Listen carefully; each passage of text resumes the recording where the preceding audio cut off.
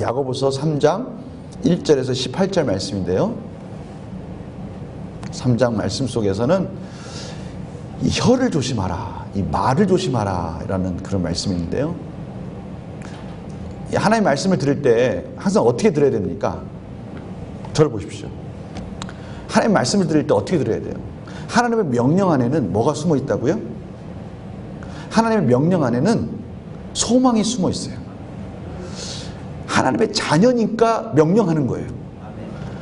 이게 명령을 했는데 지킬 가능성이 없어. 능력도 없어. 그럼 명령합니까? 안 합니까? 안 해요. 하나님의 자녀니까 하나님의 말씀을 믿고 그 믿음 안에서 하나님께서 은혜를 주실 것이니까, 그리고 그 안에 성령님이 계시고 믿음이 있기 때문에 하나님께서 명령을 하시는 겁니다. 그러면 그 명령 가운데 뭐가 숨어 있다고요? 소망이 숨어 있는 거예요. 소망. 아, 하나님이 이렇게 명령하시는 것은 내가 그렇게 이루어질 것이구나 라는 소망이 있는 겁니다. 여러분, 이러한 마음을 가지고 하나님의 말씀을 받는 겁니다. 그냥 아브라함은 아브라함이고 다윗은 다윗이고 시편은 시편이고, 이거는 우리에게 아무런 의미가 없어요. 이런 말씀을 우리에게 주시기 위해서요, 정말 많은 믿음의 선진들이 피를 흘리며 죽음 가운데 이 복음을 지킨 겁니다. 그리고 이 복음을 하나님의 섭리 가운데 우리까지 전달해 오도록 하나님께서 놀라운 은혜로 지켜주신 거예요. 이 말씀을 저희가 듣고 믿었을 때 삶에서 능력이 나타나고, 이 말씀을 통해서 우리가 변화되어지고 우리의 소망이 있는 겁니다. 자, 하나님의 말씀 가운데 뭐가 있다? 소망이 있다. 제가 한 2주 지나고 또 물어볼 거예요. 계속 물어볼 거예요. 자, 하나님의 말씀에는 뭐가 있다? 네, 하나님의 말씀에는 소망이 있다. 소망. 믿음이 있어요. 소망이 있어요. 사랑이 있어요. 그 안에는 하나님의 사랑이 있어요. 그의 자녀를 향한 사랑이 있어요. 소망이 있습니다. 그러니까 이 명령은 내가 지켜도 그만 안 지켜도 그만이 아니라 하나님이 지킬 때까지 우리에게 말씀하신다고요. 우리 그걸 갖고 좀 어려운 말로 설복이라고 합니다. 설복. 자, 따라서 해보세요. 설복. 이 설복이 무슨 뜻입니까? 복종하기는 복종하는데 설득되어서 복종하는 게 설복이에요.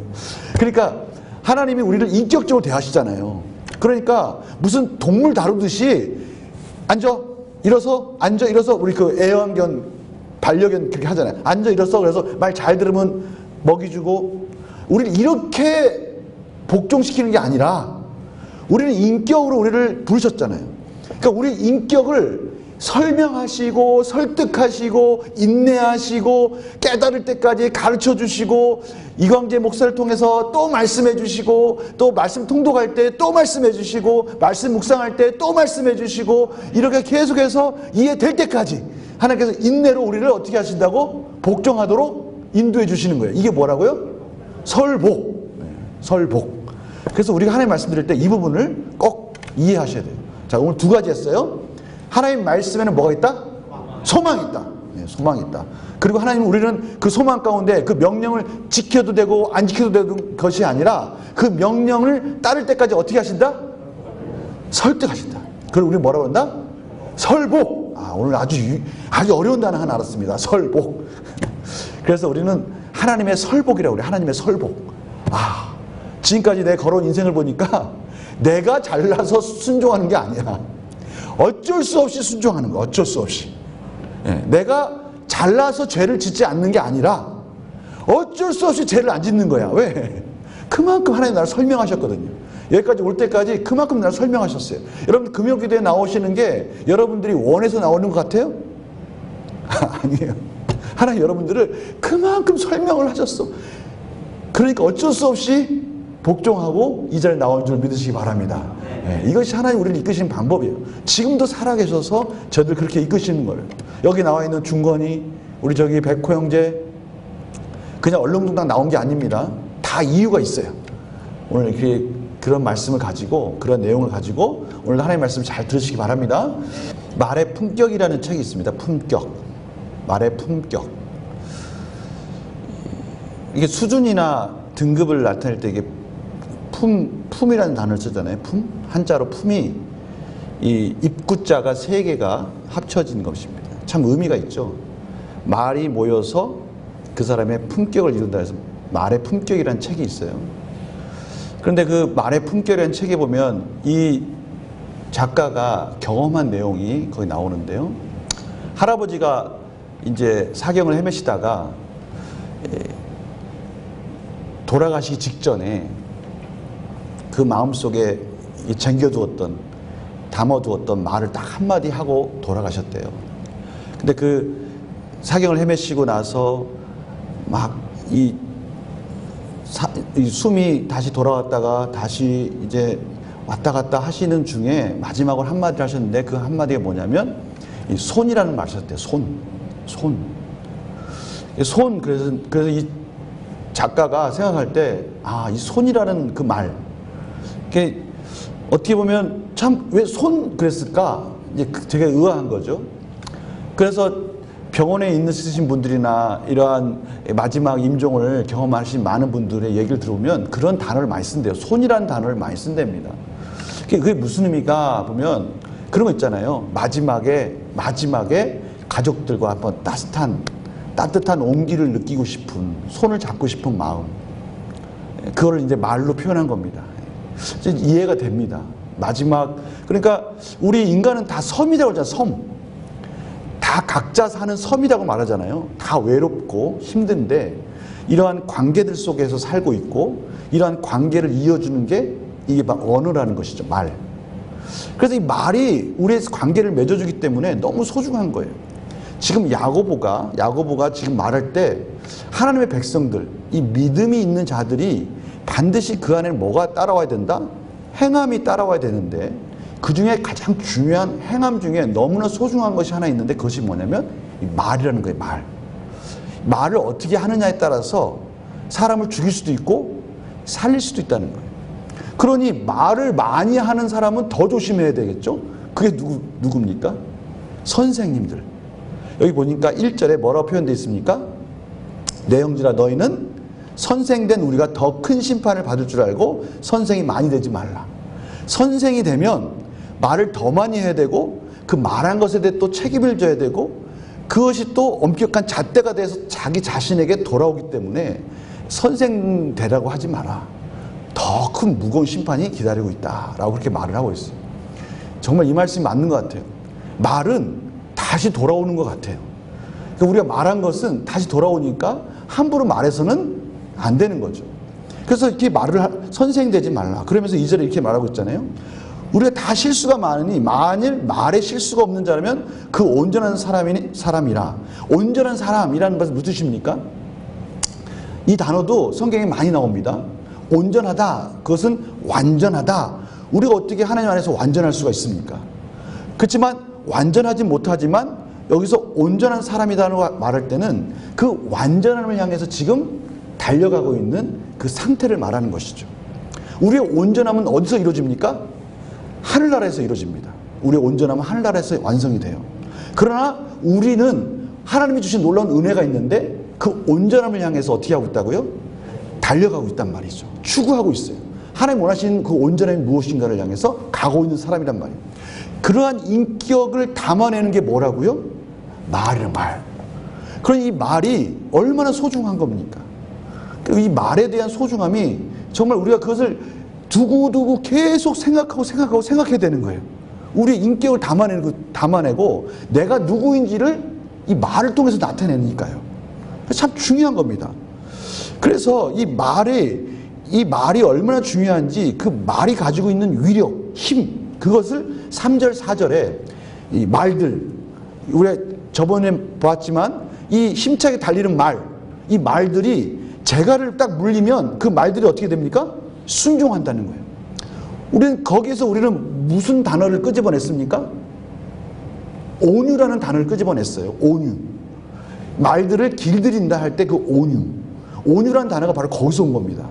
외부적인 힘에 의해서 순종하는 자로 바뀔 때 그걸 온유해졌다고 말하는 거예요. 이게 뒤에서 나옵니다. 저희들이 온유하다 그런 것은 그냥 순하다 뭐 그냥 그런 뜻이 아니라 하나님의 말씀 가운데 이기적인 내 마음을 이제는 절제할 줄 안다. 이게 온유라는 뜻이에요. 그러니까 이 말들, 그 힘센 말들, 야생마들이 딱 재갈을 물리면 그 재갈 물린 것 때문에 말을 잘 듣잖아요. 그 덩치 큰 말, 그 힘센 말들이 입에 재갈 물린 것 때문에 말 듣듯이 우리가 말을 잘하면 우리의 인생이 통제될 수 있다는 거예요. 이 되게 중요한 말이에요. 그러니까 말만 잘하라는 뜻이 아니라 우리 인격과 이 말이 같이 가지만 이 말이 무슨 말을 하고 있는지를 우리가 잘 주의한다면 우리 그 속에서 인생에 있어서 실패할 수 있는 확률을 줄일 수 있다는 것이죠. 이걸 잘 관찰해야 된다는 거예요. 또 배도 나온다. 배. 그 큰 배가 그 광풍에서 막 휩쓸려가는 그 큰 배가 그 작은 키 하나로 사공이 그 배를 통제한다는 거예요. 우리의 큰 인생이 이 새치 혀에 의해서 통제될 수 있는 그 위력이 뭐에 있다? 말에 있대. 말. 언어에 있다는 거예요. 너무나 중요한 것이죠. 제가 목포인가요? 목포에 갔을 때 밤에 갔는데 빌딩이 막 그 해안에 빌딩이 막 있는 거예요. 그래서 이 해안에 왜 빌딩들이 저렇게 있을까 하고 딱 가만히 봤어요. 근데 빌딩이 이상해. 막 벽만 있어요. 벽만 있지? 딱 봤는데 그게 빌딩이 아니었어요. 배야, 배. 배가 막 3, 4층 막 6층짜리 막 그 빌딩 같이 막 불 켜놓고 거기서 작업을 하고 있더라고요. 엄청 제가 생각했던 상상을 넘는 큰 배들이 많더라고요. 근데 그 배들이 그 배에 비하면 너무나 작은 키에 의해서 조종이 되는 거예요. 그래 우리 인생을 조종하는 이 말, 언어 이것이 너무 소중한 거예요. 오늘 보십시오. 그 말의 위력이 또 어떠냐면 이 말이 불과 같아가지고 그 말로 인해서 이 불에 어떤 특징이 있습니까? 제가 이번 명절에 인제를 가는데 인제 쪽 가는데 산에 완전히 그냥 산 전체가 막 다 나무가 하나도 없이 다 타버린 거예요. 얼마 전에 산불 나가지고 산이 다 타가지고 그 큰 산에 나무를 싹 타버렸어요. 그런데 너무 그게 좀 안타깝더라고요. 저 나무가 다시 자라나려면 얼마나 많은 시간이 걸리고 얼마나 많은 노력이 필요하겠어요. 근데 그 산에 그 불이 나가지고 다 타버렸어요. 그런데 옆에 있던 우리 장모님이 저 산에 저 불 난 이유가 어떤 할머니가 뭐 이렇게 태우다가 작은 불 이렇게 태우다가 그 불씨가 날아가가지고 저렇게 돼버렸다는 거예요. 이게 너무 무섭지 않아요? 작은 불이 그 어마어마한 산을 태웠다는 거예요. 그만큼 말 한마디가 우리 인생을 갖다가 다 태워버릴 수가 있는 거예요. 우리의 삶을 다 태워버릴 수가 있는 거예요. 너무나 이 말이 소중하다는 거예요. 오늘 말씀 듣고 하나님 앞에 하나님 저 말 조심하게 해주세요. 제 안에서 이 말할 때 하나님의 은혜 안에서 지혜롭게 행하게 해주세요. 오늘 그 부분이 바로 뒤에 나옵니다. 이 말 때문에 우리 온 인류가 위험에 처한 부분이 있습니다. 창세기 3장에 가보면요. 아담과 하와가 사단의 유혹에 빠집니다. 그때 사단이 그러는 거예요. 아담과 하와한테 와서 말을 하는 거예요. 야, 하나님이 여기 동산에 있는 나무, 여기 있는 열매들 다 먹지 말라고 했더냐? 라고 그러는 거예요. 자, 지금 잘 들어보세요. 사단이 지금 하나님이 하신 말씀을 교묘하게 바꿨어요. 그랬더니 그때 하와가 뭐라고 그러냐면, 아니, 이 동산에 나무 있는 걸 먹되 이 선악과는 보지도 말고, 만지지도 말고 먹지도 말라라고 했다. 만약 이 선악과를 먹는 날에는 죽을까 하노라 말씀하셨다라고 말하는 거예요. 지금 뱀도 하나님의 말씀을 교묘하게 바꿨고 하와도 하나님의 말씀을 교묘하게 잘못 말하고 있는 거예요.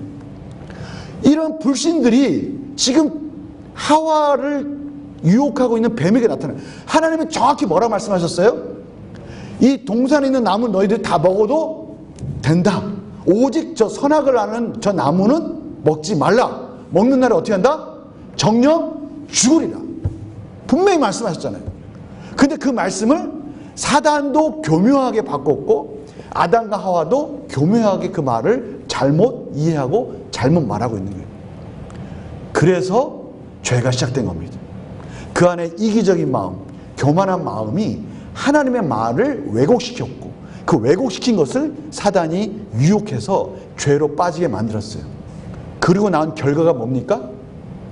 온 인류를 죄의 불구덩이로 빠쳤어요. 작은 불씨 하나가, 작은 말의 불씨가 온 인류를 죄의 불구덩이로 빠뜨려 버리는 거예요. 말의 위력이 어마어마하게 우리들에게 경고하는 메시지가 큽니다. 하나님께서 말씀을 통해서 우리에게 계속 말씀하시고 있는 거예요. 잘 보십시오. 여러 가지 행함 중에서 특별히 이 말에 대해서 이렇게 경고하고 있는 이 메시지를 우리가 잘 귀 기울여야 되는 겁니다.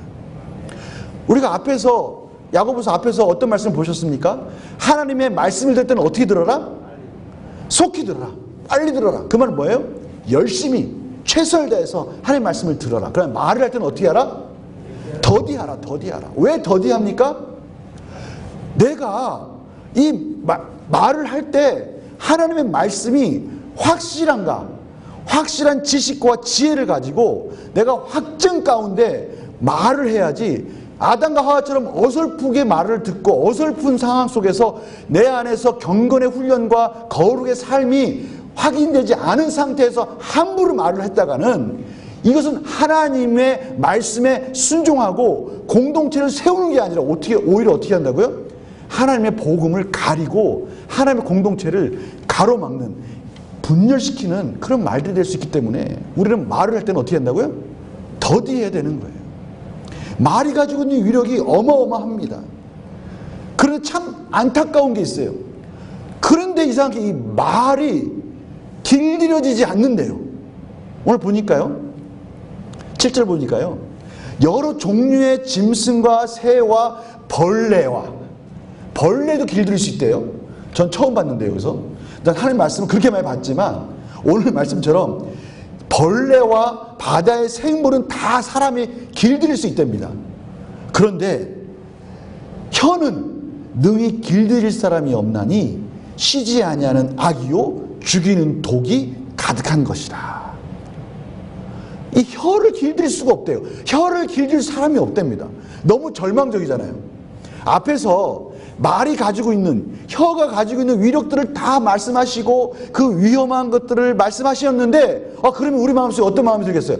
그러면 이제는 내 말을 잘 해야 되겠다. 말을 함부로 하면 안 되겠다. 이런 말을 잘 해야 될 텐데 라고 했는데 보니까 이 말을 길들일 사람이 없대요. 절망적입니다. 이 말은 또 역으로 따지면 우리는 무엇이 필요하다?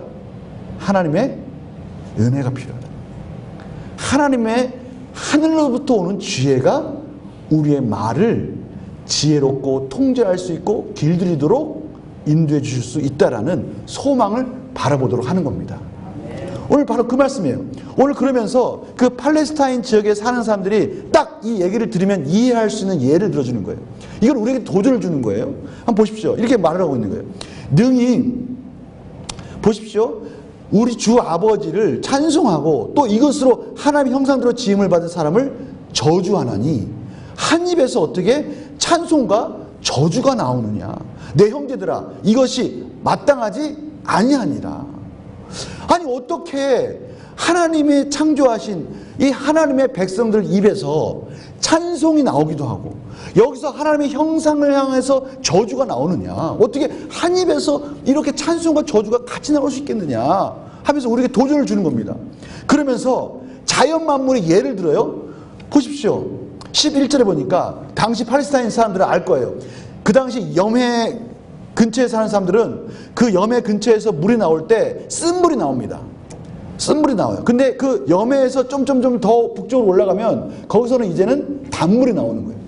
보십시오. 샘이 한 구멍으로 어찌 단물과 쓴물을 내겠느냐. 자연 만물을 보십시오. 자연 만물에 한 우물에서 쓴물과 단물이 동시에 나오는 거 봤습니까? 못 봤다는 거예요.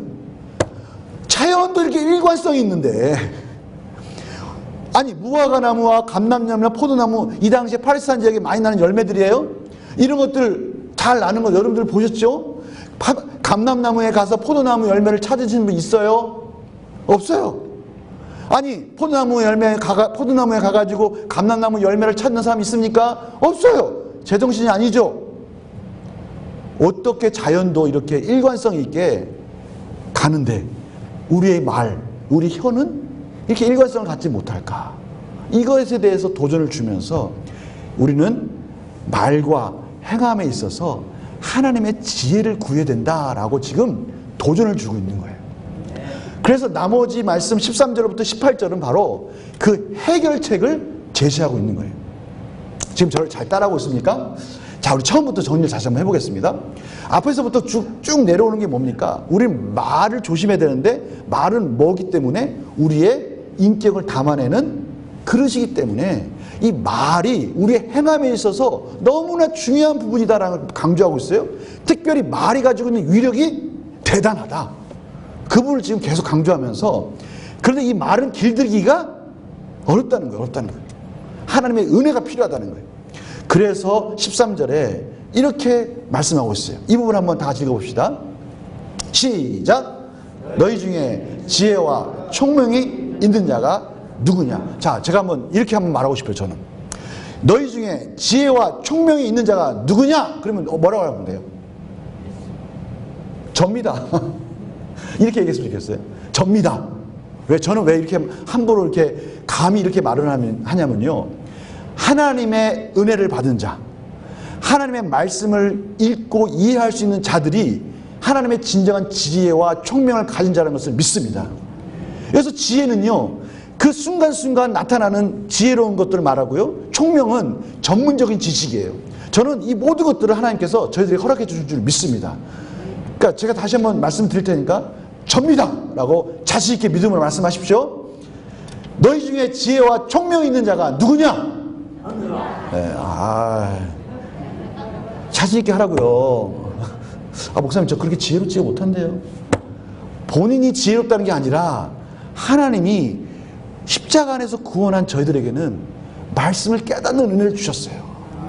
이 세상의 모든 문제를 해결할 수 있는 게 어디 있습니까? 하나님의 말씀에 있어요. 우리 이 말씀을 듣고 깨닫는 자예요. 그러니까 우리는 지혜와 총명을 가진 자들은 말이에요. 그래서 우리는 그 다음으로 나갈 수 있는 거예요. 그는 선행으로 말미암아 지혜의 온유함으로 그 행함을 보일지니라. 지혜와 총명을 가진 자들아, 이제는 그것을 가진 지혜를 어떻게 하라고요? 선한 행실로 나타내라. 특히 지혜의 뭐로 나타내라? 온유함으로 나타내라. 자, 온유함이 뭐라고요? 온유함이 내 마음대로 하는 것이 아니라 외부적인 것에 의해서 내가 훈련되어지는 거예요. 통제되는 거예요. 술 취하지 말라. 성령의 충만함을 바라라. 이렇게 말씀하셨잖아요. 술과 성령은 뭐예요? 사람을 막 통제하잖아요. 우리는 무엇을 받은 자들이에요? 성령을 받은 자들이에요. 하나님의 말씀을 깨닫는 자들이에요. 우리는 뭐에 대해서 통제를 받아야 된다는 거예요? 하나님의 말씀으로 통제받아서 그 온유함을 가지고 이제는 말할 때도 조심히 말하고 행할 때도 우리의 믿음의 열매가 나타내는 삶을 살아야 된다라고 말하는 거예요. 여러분, 우리 자신, 내 자신이 공동체를 살릴 수 있는 말을 할 수 있는 자들이란 말이에요. 사람을 살릴 수 있는 말을 할 수 있는 능력을 가진 자들이에요. 우리가 그 믿음을 가지고 말씀 안에서 이제는 하나님의 믿음을 행함으로 말미암아 우리 주변에 있는 사람들을 살리는 입술들이 되시기를 간절히 축원합니다. 하나님의 공동체를 살리는 우리의 말이 되기를 원합니다. 네. 우리가 무슨 말을 하는지 우리 스스로 한번 관찰하고 목격했으면 좋겠어요. 그런데 14절에 보니까요, 그러나 너희 마음속에 독한 시기와 다툼이 있으면 자랑하지 말라. 진리를 거슬러 거짓말하지 말라. 너희 중에 시기가 나타나느냐, 다툼이 나타나느냐, 교만하지 말고 거짓말하지 말라. 여기 시기는 뭡니까? 바리새인들과 서기관들의 시기하기 때문에 그들이 예수님을 십자가에 못 박았습니다. 시기는 뭐예요? 제가 쉽게 설명해 드릴게요. 시기는 뭐냐면 나만 봐라, 나만 봐라. 나만 봐. 내 말만 옳다는 거예요. 남을 배척하고요. 내가 말하는 것만 옳다라고 말하는 거예요. 그러니 나만 봐야 되니까 그 많은 군중들이 종교 지도자들을 따라가고 바라봐야 되는데 누굴 바라보기 시작하는 거예요? 예수님을 바라보니까 서기관 바리새인들이 그걸 못 참는 거예요. 이게 시기예요, 시기. 이것은 극단적인 이기적인 마음에서 나타나는 거예요. 이기적인 마음. 자, 그러면 보십시오. 극단적인 이기적인 마음을 가지고 자기 주장만 내세우고 남이 무슨 말 하든 안 하든 예수님이 그들의 마음을 막 콕콕 찔렀어요. 너희들 하나님을 안다고? 그럼 너희들 하나님을 아는 자들이 왜 이렇게 살아? 이 외식한 자들아. 막 콕콕 찔렀단 말이에요. 그러면 회개해야 되는데 시기하는 거예요. 어디 감히 시기하는 거예요. 이런 시기하는 자들이 그 다음에 하는 짓이 뭔지 아십니까? 다툼이에요. 다툼. 다툼이 뭡니까? 내 말이 옳다라는 그것을 주장하기 위해서 기꺼이 분열시키는 것도 마다하지 않는 거예요. 분열시켜가지고 네 편 내 편 갈라서 만들어가지고 서로 다투게 만드는 거예요. 왜? 내 주장을 옳다라고 인정받게 하려고. 이것도 뭐 시작되는 거예요? 이기적인 마음이 시작되는 거예요. 내가 죽지 않고 내 교만 때문에 생기는 것이 바로 시기와 다툼이에요. 당짓는 거예요. 이러한 자들이 바로 하나님의 말씀 가운데 떠난 자들이에요. 이런 자들은 무슨 특징이 있습니까? 진리 가운데 뭘 해요? 거짓말해요. 성경이 얼마나 정확한지 모르겠어요. 우리 가운데 시기하는 자를 가만히 보십시오. 시기가 많은 자들은요, 가만히 보시면 다툼을 일으키고요, 편을 가르고요, 또 진리 가운데 거짓말하는 것을 서슴지 않아요. 이런 자들을 하나님께서 지금 경고하고 계세요. 이게 다 뭐로 이루어지는 거예요? 말로 이루어지는 거예요. 말로. 15절 보십시다. 이러한 지혜는 위로부터 내려온 것이 아니요 땅의 것이요 정력의 것이요 귀신의 것이다. 이러한 것들은 하나님이 주시는 지혜가 아니다. 이런 곳에 시기야 다툼 있는 곳에 뭐가 있다? 혼란이 있고 모든 악한 일이 있다는 거예요. 와, 성경이 얼마나 정확합니까? 정말 정확하지 않습니까? 저는 이 말씀을 보면서 우리 자신이 우리 스스로를 좀 봤으면 좋겠어요. 과연 내가 가는 곳에 시기와 다툼과 분쟁과 그런 것들이 있는가? 내가 말을 하는 그곳에 내가 말을 함으로 인해서 그곳에 이러한 혼란이 일어나고 있지는 않은가? 보는 거예요. 하나님의 자녀가 가는 곳에는 그런 것들이 일어나지를 않아요. 선한 행실로 말미암아 선한 열매들이 맺어지는 거예요. 오늘 바로 그 부분을 사모해야 되는 거예요. 그 부분이 바로 17절에 있습니다. 오직 위로부터 난 지혜는 뭐다? 첫째, 성결하다. 불순물이 없는 거예요. 자기 자신 안에 죄가 있는 것에 대해서 용납하지 않는 거예요. 거룩한 겁니다. 그리고 화평해. 오히려 다툼과 분열이 있는 게 아니라 화해하도록 만들어주는 역할을 하는 거예요. 그리고 어떻게 한다고요? 관용하는, 관용. 관용이 뭐냐면 용납해 주는 거예요. 이 사람이 좀 잘못했을지라도 너그럽게 봐주고 덮어주는 거예요. 노아가 술 취해서 발가벗어서 누워있어요. 여기서 함은 어떻게 합니까? 둘째는 그것을 보고 막 떠벌리고 다니는 거죠. 이게 관용입니까? 이건 관용이 아니에요. 실수할 수 있다는 것을 인정하고 조용히 가서 뒤에 가서 뒷걸음질 쳐가지고 덮어줄 줄 아는 거, 이게 관용이에요. 이 관용하는 말을 하면 그곳에 뭐가 있습니까? 화평이 있는 거예요. 성도님들 이 말씀 잘 들으십시오. 또 뭡니까? 양수는 뭡니까? 기꺼이 들을 준비가 되어 있는 거예요. 이 목사님은 요런 부분이 좀 이런 부분 좀 고쳤으면 좋겠어요. 그럼 제가 어떻게 합니까? 아니, 제가 알아서 합니다. 이건 양순이에요, 교만이에요. 양수는 내가 잘못한 것에 대해서 가르쳐 줄 때 기꺼이 그것을 들을 준비를 할 줄 아는 게 양순이에요. 이러한 자들은 당연히 뭐가 있습니까? 긍휼함이 있어요. 연약하고 어려운 자들을 불쌍히 여기는 마음이 있어요. 그리고 선한 열매가 맺어집니다. 많은 선한 열매들이 맺어져요. 정말 어렵고 힘든 사람들을 도와주고요, 삶 속에서 힘든 사람을 이끌어주는 그런 선한 열매가 가득합니다. 편견과 거짓이 없어요. 편견과 거짓은 누구한테 있겠습니까? 앞에 나와 있는 세속적인 시기와 질투한 자들에게는 편견과 거짓이 있겠죠. 그럼 하나님의 자녀에게는 그것이 없는 거예요. 이것이 하나님께서 하늘로부터 주시는 지혜입니다. 18절 다 같이 읽겠습니다. 그래서 결론적으로 18절 시작. 화평으로 심어 의의 열매를 거두느니라. 아멘. 자, 화평하게 하는 자들 누굽니까? 접니다. 아니, 말씀할 때는 항상 누굽니까? 그러면 항상 뭐라고요? 접니다. 아니, 우리가 언제 한번 자신 있게, 우리가 용기 있게 이렇게 말을 할 수 있겠어요? 하나님의 말씀, 하나님의 자녀이기 때문에 하나님 앞에서 한번 재롱을 피는 겁니다.